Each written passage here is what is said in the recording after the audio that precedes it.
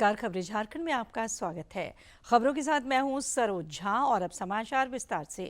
विपक्ष के रवैये की वजह से एक बार फिर महिलाओं के आरक्षण का मामला लटक गया है। 30 वर्ष में महिलाओं को 7वीं बार इस अधिकार से वंचित रहना पड़ा, जब लोकसभा में इससे जुड़ा संविधान संशोधन विधेयक विपक्ष की वजह से पारित नहीं हो सका।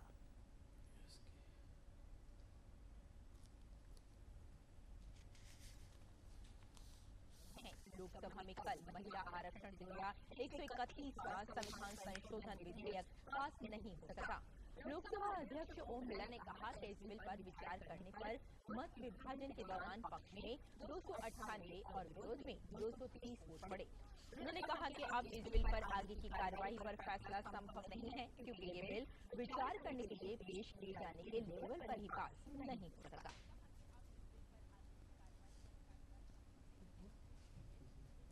गौरतलब है कि केंद्र सरकार ने महिला आरक्षण के विषय पर देश की भावनाओं के अनुरूप कदम उठाया था। संसद का विस्तारित विशेष सत्र भी आयोजित हुआ। इस दौरान सार्थक चर्चा हुई। प्रधानमंत्री नरेंद्र मोदी ने लोकसभा को संबोधित करते हुए कहा कि महिलाओं को और सशक्त बनाने के लिए केंद्र सरकार कृत संकल्पित है। हमारी हजारों साल की लोकतंत्र की एक विकास यात्रा रही है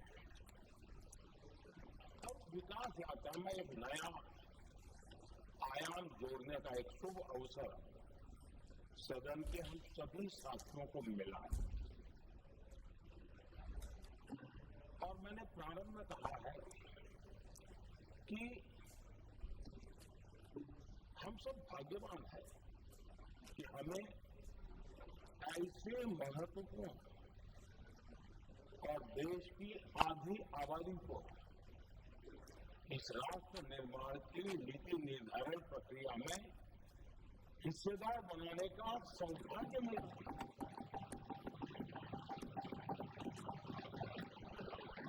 ये हम लोगों के लिए सौभाग्य है और मैं चाहता हूं कि मेरे सभी माननीय सांसद, मैं इधर उधर की आज बात करना नहीं चाहता, हम सभी सांसद इस महत्वपूर्ण अवसर को जाने रहते हैं। हम भारतीय सब मिल करके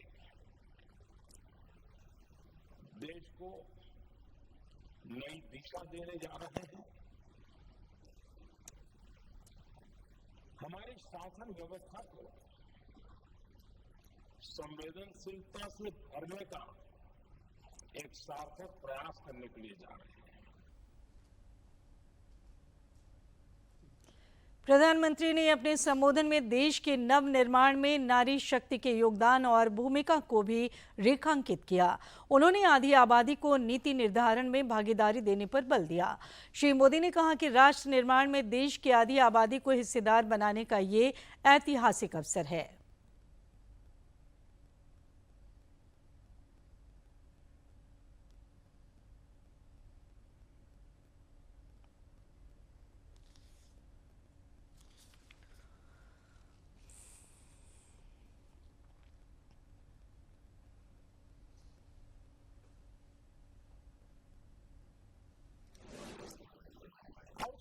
यात्रा में एक नया आयाम जोड़ने का एक शुभ अवसर सदन के हम सभी साथियों को मिला और मैंने प्रारंभ में कहा है कि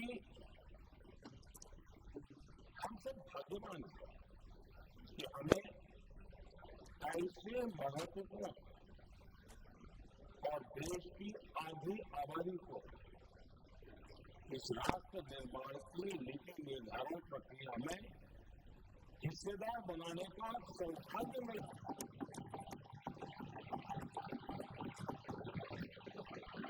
ये हम लोगों के लिए सौभाग्य है और मैं चाहता हूं कि मेरे सभी माननीय सांसद, मैं इधर उधर की आज बात करना नहीं चाहता, हम सभी सांसद इस महत्वपूर्ण अवसर को जाने रहते हैं।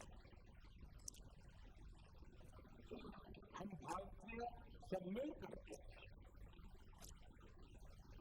देश को नई दिशा देने जा रहे हैं। हमारी शासन व्यवस्था को संवेदनशीलता से भरने का एक सार्थक प्रयास करने के लिए जाना है। केंद्रीय मंत्री और कोडरमा सांसद अन्नपूर्णा देवी ने लोकसभा में महिला आरक्षण से जुड़े विधेयकों के पारित नहीं होने पर विपक्ष को घेरा है। उन्होंने कहा कि कांग्रेस का महिला विरोधी चेहरा बेनकाब हुआ है। केंद्रीय मंत्री ने कहा कि देश की महिलाएं कांग्रेस को जवाब देंगी।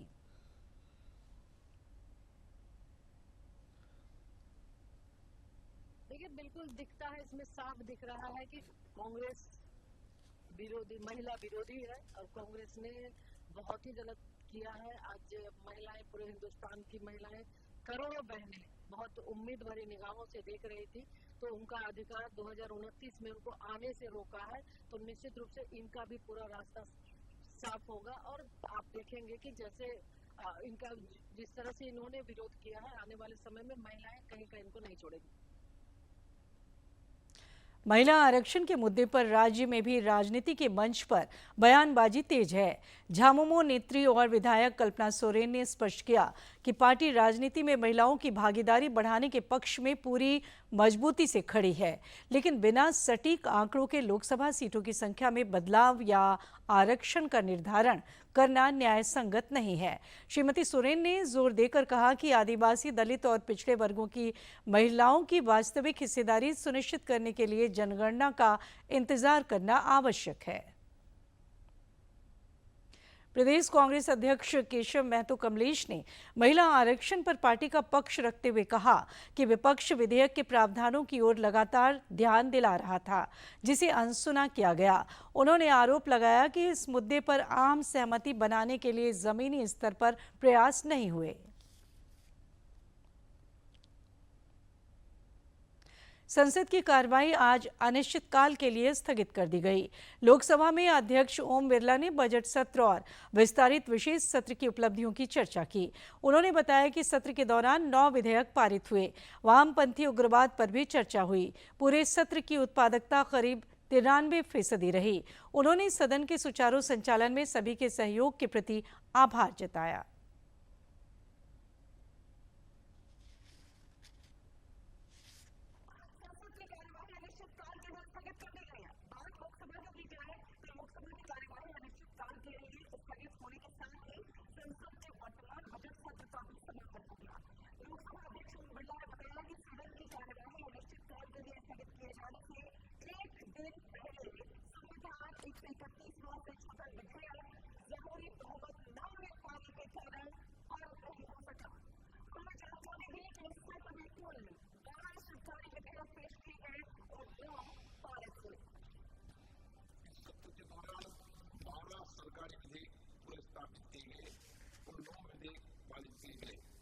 सदन द्वारा 16 अप्रैल और 17 अप्रैल 2026 को संविधान के 132वें संशोधन विधेयक 2026, संग्रह से संशोधन विधेयक 2026, परिसमन विधेयक 2026 पर चर्चा की गई।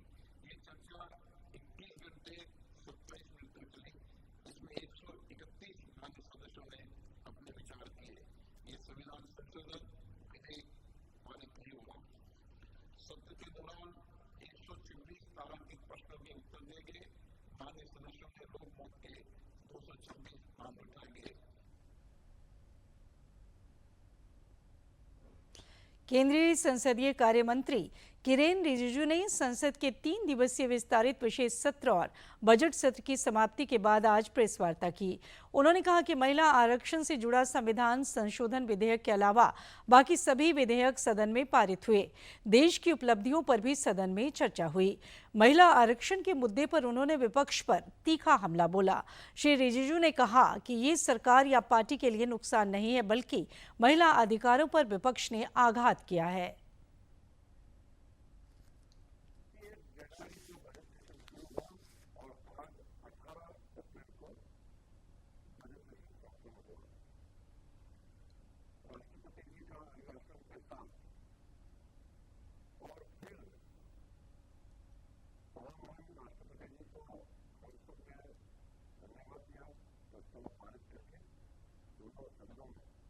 और फिर यूनियन बजट बहुत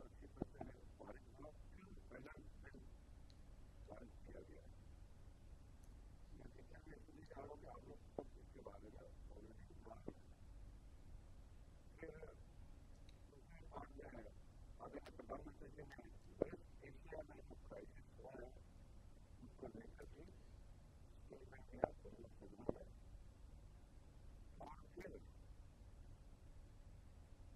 लेजिस्लेशन का एक्सटेंड किया गया 3 दिनों के लिए 16, 17, 18 अप्रैल और ये 3 दिन स्पेशल एक्सटेंशन किया गया है वुमेन रिजर्वेशन को लेकर के नारी शक्ति नंबर मीडिया और एलिमिनेशन वुमेन बिल पेश किया गया था जो हमारे पास संख्या है बहुत लेकिन संशोधन के लिए दो तिहाई बहुमत के लिए वो प्राप्त नहीं हो पाया इसमें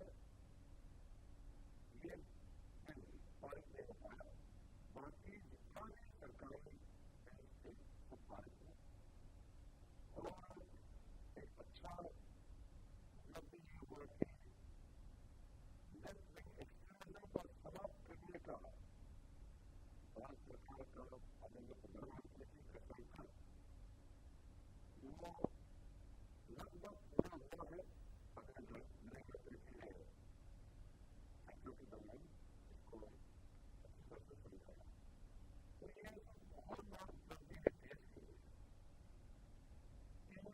पहले हमारे देश का चैलेंजेस है सेक्युलरिज्म एक्सट्रीमिज्म कश्मीर में मिलिटेंसी नॉर्थ ईस्ट में और left wing extremism social media में तो इसमें से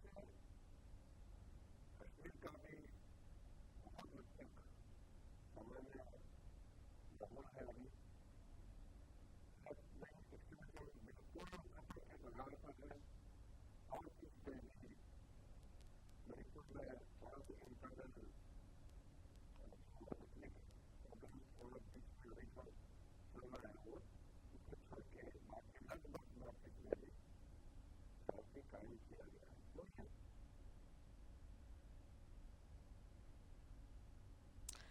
विधानसभा अध्यक्ष रविंद्रनाथ महतो ने कल विधानसभा स्थित पुस्तकालय का निरीक्षण किया।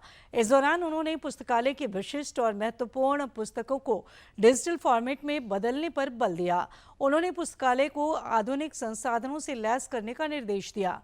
श्री महतो से सरहुल मिलन समारोह आयोजन समिति से जुड़े सदस्यों ने भी विधानसभा परिसर में मुलाकात की।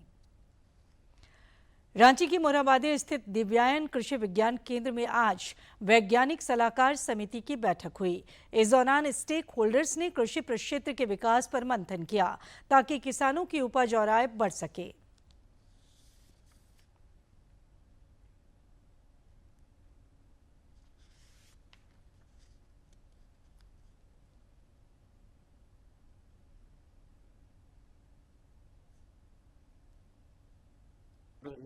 इकोलॉजिकल क्लाइमेट कंडीशन है रांची जिला की उसके अनुसार क्या क्या प्रॉब्लम किसानों की हैं उनको एडजस्ट करना।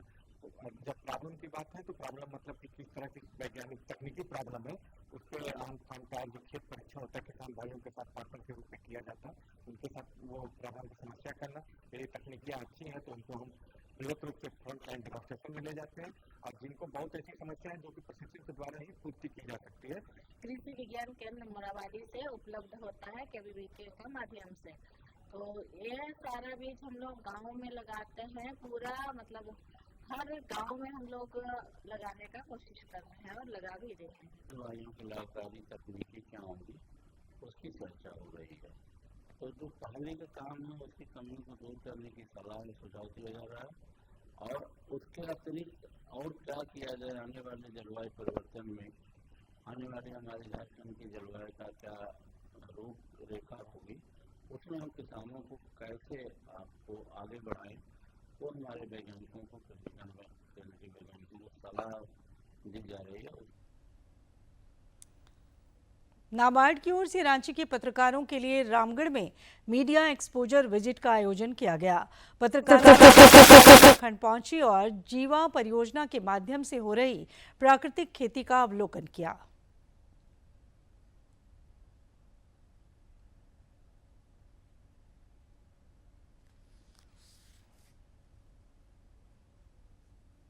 नाबार्ड ने जनजातीय विकास कार्यक्रम के अंतर्गत राज्य के 24 जिलों में 64 परियोजनाएं संचालित की हैं। उनमें से एक प्राकृतिक कृषि से जुड़ी जीवा परियोजना भी है। नाबार्ड ने ग्रामीण सेवा संघ के सहयोग से रामगढ़ के पतरातू प्रखंड में वर्ष 2013-14 में परियोजना की शुरुआत की। ये प्रयास अब रंग लाने लगा है। बात यह था कि बहुत सारे किसान लोग इसको विश्वास नहीं करते थे। हम बोलते थे कि हमारा जमीन नहीं है, लेकिन हम लोग एक्टिव थे, हम लोग कहीं मीटिंग जाते थे, हम लोग को जागरूक था और हम लोग धीरे धीरे मीटिंग को किए और किसान लोगों के साथ मीटिंग की। करने के बाद हम लोग हमारे एरिया में 35 किसान लोग हैं, कर्म हम लोग कर रहे हैं। नाबार्ड ने ग्रामीण सेवा संघ के साथ मिलकर महिलाओं से 1000 जनजातीय परिवारों को सहयोग प्रदान किया। शुरुआत में वर्षा आधारित कृषि, कम उत्पादकता, मृदाशरण तथा सीमित सिंचाई सुविधाओं जैसी कई चुनौतियां थी, लेकिन नाबार्ड और ग्रामीणों के प्रयास से जीवा परियोजना के तहत खेती की गई, जिससे बड़े स्तर पर बदलाव हुआ। अब बंजर भूमि लहलहा उठी है। पहले हम लोग थोड़ा बहुत खेती करते थे। जब हमारा कॉलेज का जीवा परियोजना आया तो हम लोग को बहुत पैसे ट्रेनिंग मिला और हम लोग को नई नई तकनीक की जानकारी मिला, जिससे हम लोग बीजन में मात्र धान में बना करके हम लोग जा करने लगे। तो हम लोग सीख मिला और हम लोग धीरे धीरे उसका उपयोग करने लगे। तो हमारी मिट्टी भी अच्छा गुणवत्ता बढ़ा और हम तो मार्केट में सर ऐसा होता है कि हम लोग अभी आम हमारा बगवाने में ही लोग आते हैं और ले जाते हैं बहुत लोग। पहाड़ की तराई में स्थित जो जमीन कभी बंजर थी, नाबार्ड ग्रामीण सेवा संघ जीवा परियोजना के क्रियान्वयन से लहलहा उठी है। इस जमीन पर हजारों की संख्या में आम के पेड़ लगाए गए हैं, जिससे किसानों को अच्छी आमदनी हो रही है। इसके अलावा इंटरक्रॉपिंग के माध्यम से आम और तरबूज जैसे फल एक ही जगह पर अच्छी मात्रा में उपजाए जा रहे हैं। धान जो हम लगाते हैं उसको डालते हैं, उसके बाद हम मार्किंग करके प्लास्टिक ढकते हैं। उसके बाद गाछी करके हम लोग एक नर्सरी होता है, नर्सरी जो हम लोग करते हैं और तरबूज जो नर्सरी होगी जो गाछी तैयार होता है उसको हम लोग लगाते हैं। राष्ट्रीय कृषि और ग्रामीण विकास बैंक नाबार्ड के इस प्रयास से न केवल बंजर भूमि हरी भरी हुई है, बल्कि किसानों की आमदनी बढ़ी है और पलायन रुका है। रामगढ़ के पतरातू से सहयोगी विकास कुमार के साथ प्रणय प्रबोध की रिपोर्ट। राज्य में नक्सलियों के खिलाफ सुरक्षा बलों का अभियान लगातार जारी है। सीआरपीएफ के आईजी साकेत कुमार सिंह और झारखंड के आईजी अभियान डॉक्टर माइकल राज एस ने भटके लोगों से मुख्यधारा में शामिल होने की अपील की है। उन्होंने कल रांची में प्रेस वार्ता में बताया कि हजारीबाग में सीआरपीएफ के 209 कोबरा बटालियन के ऑपरेशन कोटीनीर के दौरान 4 नक्सली मारे गए हैं। इसके साथ ही पारसनाथ, लुगु, झुमरा, हजारीबाग और चतरा के सीमावर्ती इलाके में माओवादी दस्ते का पूरी तरह से सफाया हो चुका है।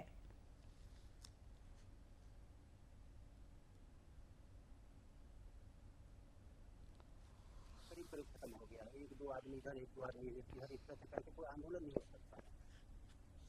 जरूरी है कि आप सरेंडर करें और विकास में बाधक ना बनते हुए विकास करने का प्रयास करें। जो डेमोक्रेटिक वे है, डेमोक्रेटिक वे में काम करके और अपने जो भी आपका इसमें डेमोक्रेटिक तरीके से लगाएं, हथियार छोड़ के हथियार जा करके सबके पास सरेंडर करें। झारखंड पुलिस की जो आत्मसमर्पण की नीति है, निर्वाच नीति है, बहुत अच्छी है। लगातार करीब करीब काफ़ी लोग सरेंडर किए, काफ़ी लोग वार्षिक होकर के अपने नॉर्मली अपनी लाइफ अपने घर परिवार के साथ रह रहे हैं। तो ऑपरेशन ऐसे नहीं हो सकता है कि एक पर्टिकुलर डेट में खत्म हो जाएगा करके कहना मुश्किल है, लेकिन जरूरी है कह सकते हैं कमजोर इतना समय सीमा के अंदर कमजोर हम लोग कराए हैं, नक्सल को लगभग कमजोर कराए हैं। जो सीसी मेंबर थे 4 थे झारखंड में, उसमें से ये पकड़ा गए थे, वो मर गए हैं और 2 तो हम लोग मारा है और 3 को मारा है और एक ही बचा है। इसका मतलब है पिछला 1 साल में जो प्रोग्रेस हुआ है, सिग्निफिकेंट प्रोग्रेस हुआ है।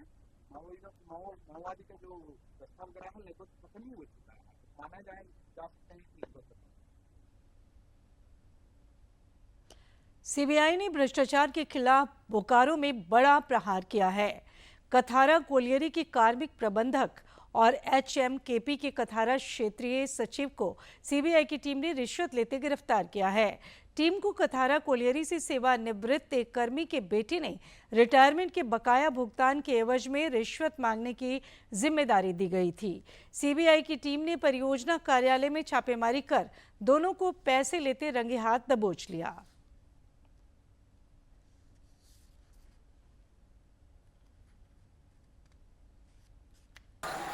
ठीक है, कहाँ सीबीआई कहाँ गए थे?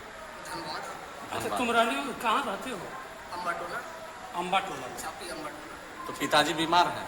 नहीं, अभी ठीक है। तो 2024 में रिटायरमेंट किए थे, कब हाँ। किए थे? अच्छा, कथारा कोलियरी में काम करते थे। कथारा कोलियरी में। आपका क्या नाम हुआ? सुरेश किसको?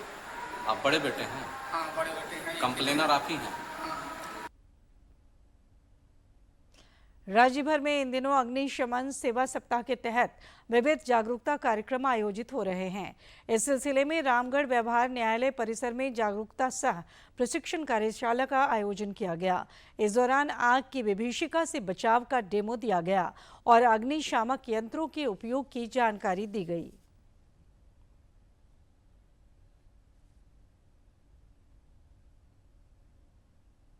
जिला विधिक सेवा प्राधिकरण रामगढ़ के तत्वाधान में प्रधान जिला एवं सत्र न्यायाधीश सदस्य मोहम्मद तौफीकुल हसन के मार्गदर्शन में कार्यशाला आयोजित की गई। अग्निशमन सेवा सप्ताह के तहत आयोजित इस कार्यक्रम में फायर ब्रिगेड की टीम ने डेमो के माध्यम से पेट्रोल, रसोई गैस, टायर, लकड़ी और शॉर्ट सर्किट से लगने वाली आग पर काबू पाने के तरीके बताए। इस दौरान न्यायिक पदाधिकारी और फायर विभाग के कर्मी भी मौजूद रहे। हर एक व्यक्ति को अग्निशमन का ज्ञान होना चाहिए और इसी को ध्यान में रखते हुए आज जो फायर सेफ्टी ऑफिसर रामगढ़ के थे, क्योंकि कुछ ही दिन पहले रामगढ़ सिविल कोर्ट के बिल्डिंग का एक कमरा में आग लग गई थी, तो हम लोग भी सशंकित थे। कार्यशाला के दौरान गैस सिलेंडर, पेट्रोल और लकड़ी में लगी आग को बुझाने के लिए अलग अलग अग्निशामक यंत्रों के इस्तेमाल का लाइव प्रदर्शन किया गया। प्रतिभागियों को खुद भी अभ्यास कराया गया, जिसमें प्रधान जिला जज और अन्य न्यायिक अधिकारियों ने सिलेंडर में लगी आग बुझाने का अभ्यास किया। साथ ही धुएं से बचाव और सुरक्षित तरीके से बाहर निकलने के उपाय भी सिखाए गए। इसीलिए हम लोग आग्रह पर ही मेलिंग सब दिखाए और मेरा विजन ये रहेगा कि हर आदमी को इसकी जानकारी रहनी चाहिए, इसका ज्ञान रहना चाहिए। इस प्रशिक्षण के जरिए लोगों को आपात स्थिति में घबराने के बजाय सूझबूझ से काम लेने का संदेश दिया गया। अधिकारियों ने कहा कि ऐसे प्रशिक्षण से न केवल जान माल की सुरक्षा संभव है, बल्कि समय रहते बड़ी घटनाओं को भी टाला जा सकता है। रामगढ़ से कौशल किशोर तिवारी की रिपोर्ट। प्रधानमंत्री मुद्रा योजना आज सिर्फ रोजगार का जरिया नहीं बल्कि महिलाओं के आर्थिक सशक्तिकरण का मजबूत माध्यम बनती जा रही है। रांची की वर्षा गुप्ता इसकी एक जीती जागती मिसाल हैं, जिन्होंने छोटे से व्यवसाय से बड़ी पहचान बनाई है।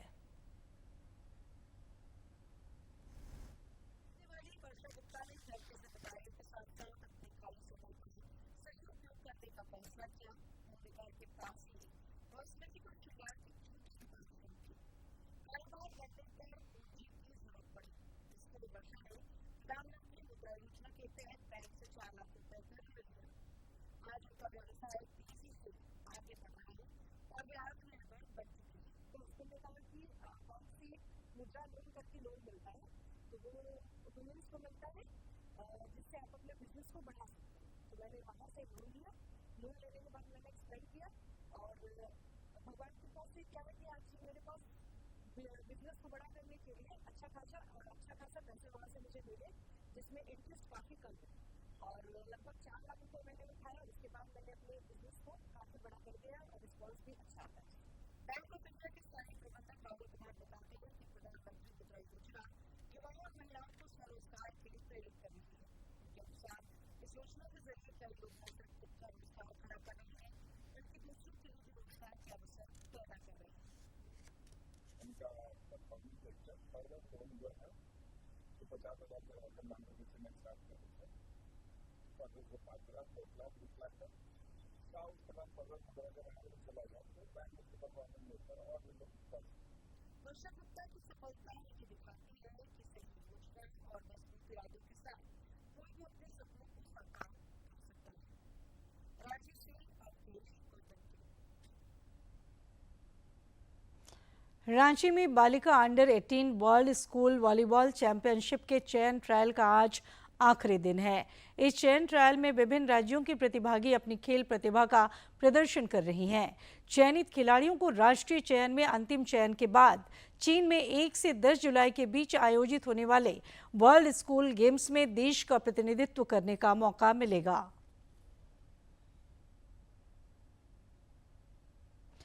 सर्वाइकल कैंसर से बचाव के लिए देश में बड़ा टीकाकरण अभियान चलाया जा रहा है।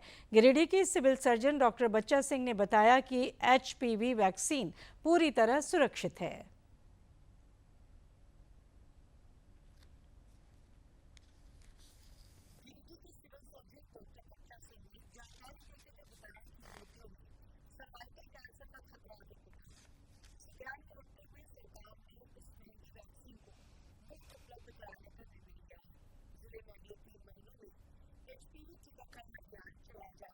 बच्चियों खास करके बच्चियों को देना है 14 से 15 साल के लिए, और ये सुरक्षित दवा है, सुरक्षित वैक्सीन है।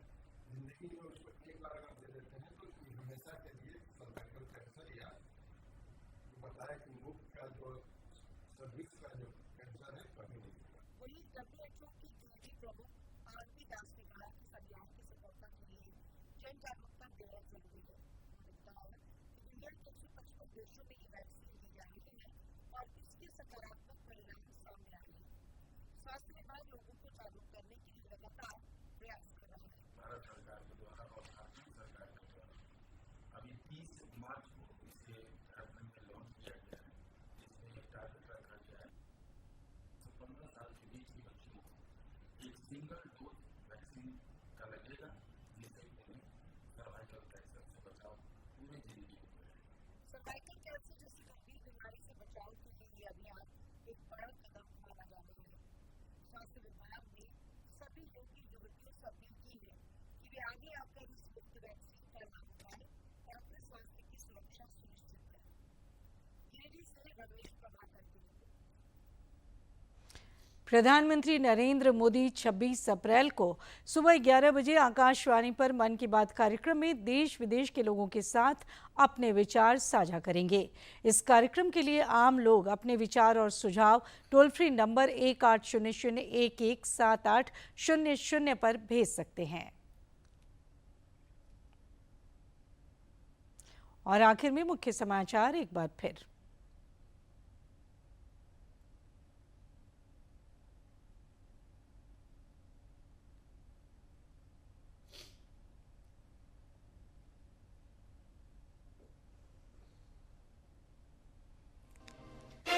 महिला आरक्षण पर चौतरफा गिरा विपक्ष। केंद्रीय मंत्री अन्नपूर्णा देवी बोली, महिला विरोधी चेहरा बेनकाब। विपक्षी नेताओं ने दिए अपने अपने तर्क। रांची के दिव्यांग कृषि विज्ञान केंद्र में वैज्ञानिक सलाहकार समिति की बैठक। कृषि प्रक्षेत्र के विकास पर मंथन, किसानों की उपज और आय बढ़ाने पर चर्चा। बोकारो में सीबीआई का भ्रष्टाचार पर बड़ा प्रहार। कथारा कोलियरी के कार्मिक प्रबंधक और HMKP के कथारा क्षेत्रीय सचिव रिश्वत लेते गिरफ्तार। और रांची में बालिका अंडर 18 वर्ल्ड स्कूल वॉलीबॉल के चयन ट्रायल का आज आखिरी दिन। सफल प्रतिभागी चीन में देश का करेंगी प्रतिनिधित्व।